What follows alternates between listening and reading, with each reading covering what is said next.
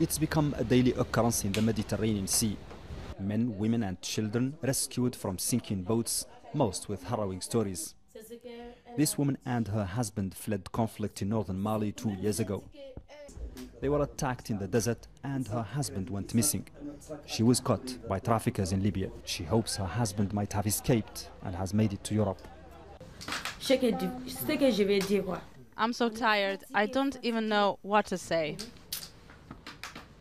Fatim is from Ivory Coast. Her husband is supposed to already be in Italy, but because he never got in touch, her family tried to force her to marry someone else. She disobeyed, and with her newborn she crossed the desert, trying to join her beloved husband.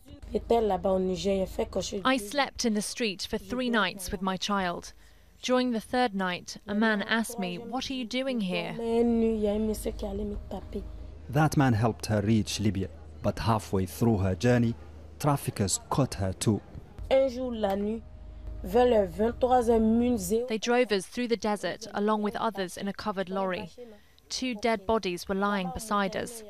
Then masked men took us to a house full of hostages where they beat me and told me to call my family to pay $1,000 each. Fatim and Mariam ended up on the Libyan coast and in the same rubber dinghy with other migrants. They say they didn't pay for the voyage and they wouldn't explain how they managed to reach Italy.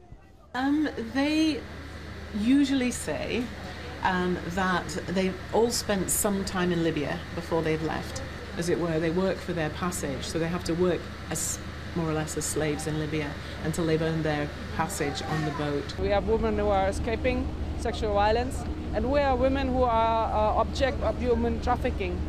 When I was here in my first mission in June, July, there was one rescue. We had a large group of young girls, minors even, from Nigeria. I knew seeing them and seeing also the elder women with them and listening to them. They are inside the system of human trafficking. It's not clear into which category the women fall, but they are clearly traumatized and exhausted by their ordeal. What future awaits them here in Italy is far from clear. But they seem to be sure that it can only be better than the life they left behind. Upon their first glimpse of Italy from the rescue ship, a stunned silence. Then their faces light up with renewed hope. Fatim hopes her dream will at last be fulfilled, to meet her long-lost husband and to educate her child she calls Abele the Prince. Mohammed Val, Al Jazeera, on the rescue ship Aquarius in Catania, Sicily.